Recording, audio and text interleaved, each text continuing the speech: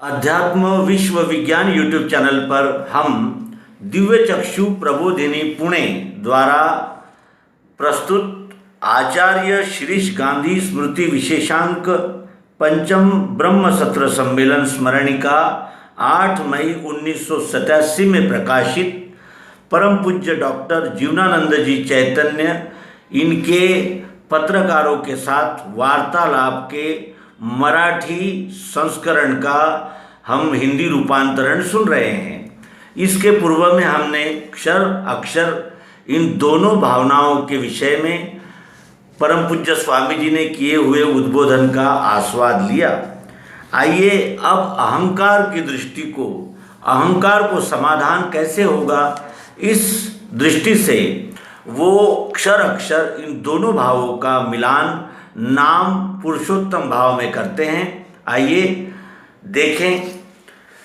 अब इस स्थान में जानने वाला जो सूक्ष्म अहंकार है, जिसे मैं कहते हैं, वो मैं सद्गुरु अधिष्ठान पर ही प्रयोग करके अंतिम सत्य का निर्णय करने के लिए कहते हैं। सद्गुरु कहते हैं कि वस्तु का जो स्वरूप है वो सच्चा स्वरूप जानने के लिए अब मैं तुम्हें एक युक्ति बताता हूँ। हम इस वस्तु को खड़ी शक्कर ये नाम देंगे। केवल इस वस्तु का आकार अर्थात क्षर ये खड़ी शक्कर नहीं है, और कण कण में ओतप्रोत व्याप्त मिठास जो प्रियत्व अक्षर है, इसे भी खड़ी शक्कर नहीं कह सकते। आकार और मिठास, अक्षर और क्षर, इन दोनों सापेक्ष भावनाओं का लय स्थान वस्तु का नाम खड़ी शक्कर है। यही पुरुषोत्तम भाव है। यह तत्व इस संपूर्ण विश्व वस्तु का जो नाम पुरुषोत्तम परमात्मा, उसमें क्षर और अक्षर इन दोनों भावों का अंतर्भाव होने की वजह से वह विश्व पुरुषोत्तम ही निरपेक्ष सत्य है। इसी को असीपद कहते हैं।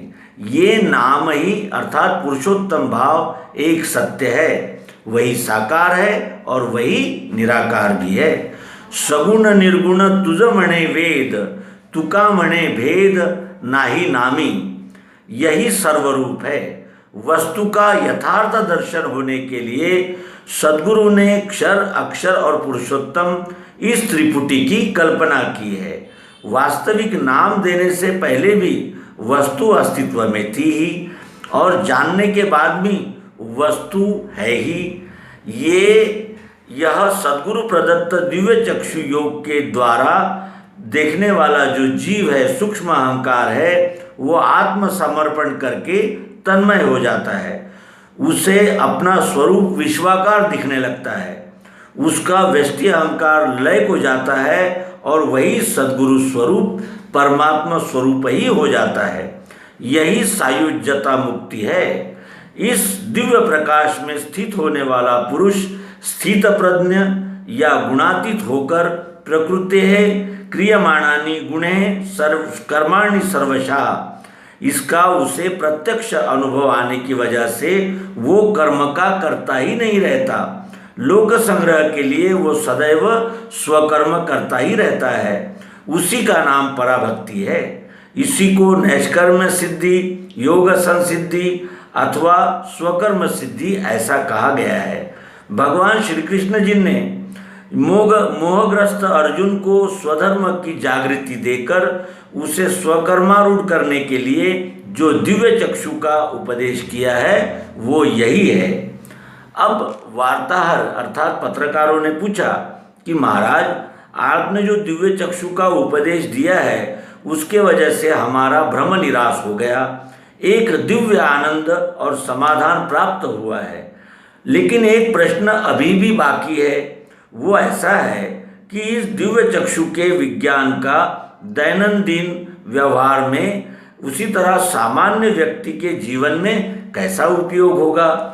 तो परम पूज्य स्वामी जी ने उत्तर दिया कि आपने बहुत अच्छा प्रश्न पूछा है।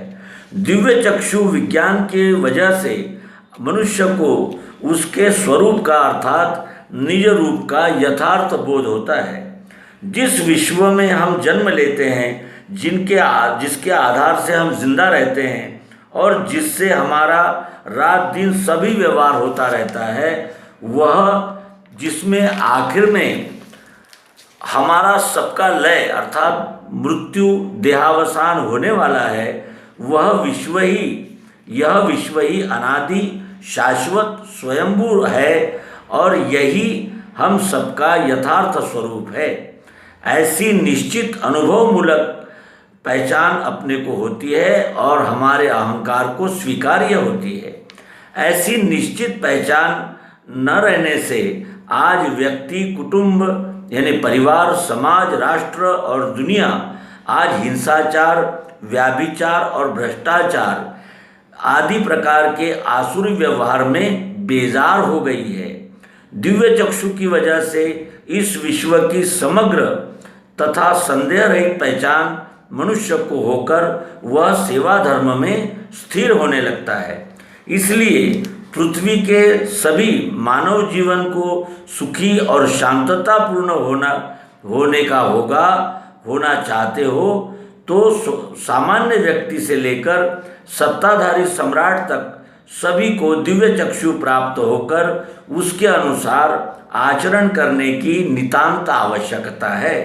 उसके बगैर शिक्षण, संरक्षण, राजनीति, व्यापार, उद्योग और श्रम सेवा, इन सभी क्षेत्रों के वैचारिक जो उहापोह है, जो मतभेद है, वो समूलतः नष्ट होना कभी भी शक्य नहीं हो सकता, संभव नहीं हो सकता।